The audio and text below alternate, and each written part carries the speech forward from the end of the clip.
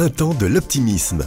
L'interview by Moustique, the audio agency. Bonjour, je m'appelle Philippe Bloch, je suis né optimiste je pense, et je suis avant tout un entrepreneur qui a créé plusieurs entreprises, qui a parfois réussi, parfois échoué, qui a écrit plusieurs bouquins, dont un bouquin récent, qui est je crois un bouquin fondamentalement optimiste, qui s'appelle « Ne me dites plus jamais bon courage », et dans lequel j'identifie toutes ces phrases françaises détestables qui minent le moral des Français, sans même qu'ils ne s'en aperçoivent.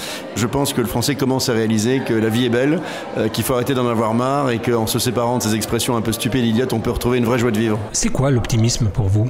L'optimisme, c'est comme le bonheur, je crois que c'est une décision qu'on prend le matin ou qu'on prend un matin et soit vous l'avez pour toujours, soit il faut renouveler cet exercice chaque matin.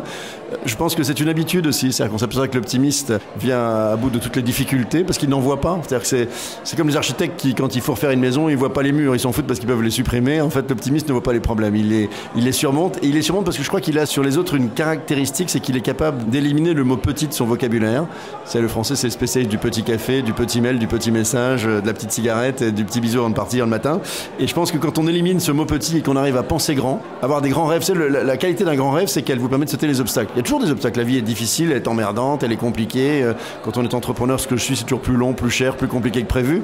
Mais quand le rêve existe, quand la lumière continue de briller, les emmerdements n'existent pas, ou s'ils existent, ils ne sont que temporaires. Donc je crois que l'optimiste, c'est quelqu'un qui est capable de penser grand et qui du coup surmonte les obstacles parce que son rêve est intact et se renforce même chaque matin. Qu'est-ce qui vous a poussé à participer à ce premier printemps de l'optimisme ? Évidemment, participer au printemps de l'optimisme quand on est un vrai optimiste et qu'on essaie de rendre les autres un petit peu plus optimistes, c'est un truc sympa à faire ensemble.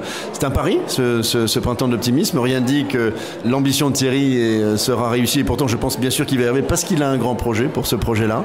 Et donc si je peux apporter une pierre, même modeste, à cette conversion française, je serais ravi de le faire bien évidemment sous toute forme possible. Qu'est-ce qui déclenche l'optimisme chez vous ? Tout le monde rappelle que le Français est pessimiste sur l'avenir de la France mais optimiste sur son avenir à lui, ce qui est quand même un point de réassurance assez fort.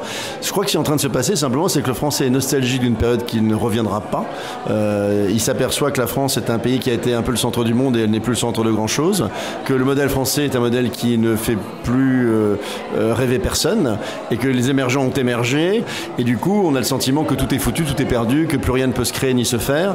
Il y a un proverbe africain que j'adore qui dit que l'arbre qui tombe fait plus de bruit que la forêt qui pousse. Je crois que c'est typiquement ce qui est en train de se passer en France. Il y a une énergie entrepreneuriale chez des jeunes Français phénoménale. Il y a des tas d'arbres qui poussent. Il y a évidemment de temps en temps un arbre qui tombe, effectivement, parce que la sidérurgie en Lorraine est condamnée. Ok, mais c'est pas grave.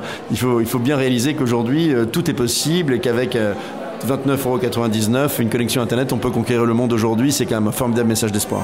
Tous les podcasts à découvrir sur printempsdeloptimisme.com